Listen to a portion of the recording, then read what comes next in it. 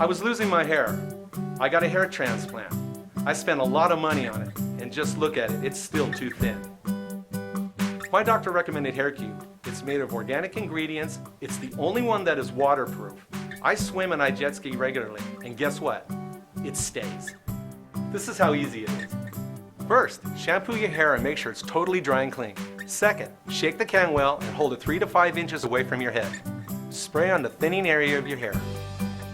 Third, brush with HairCubed Ionic Brush for at least 30 seconds. The secret is, the more you brush, the thicker your hair will become.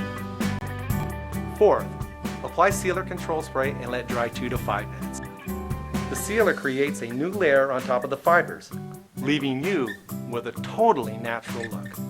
When completely dry, you can use wax, mousse, gel, oil, or any other hair product. This is how I looked before, and this is how I look after. I'm just a happy customer, and I love HairCubed. I can sincerely say my self-esteem has really increased since I'm using this product. Try it.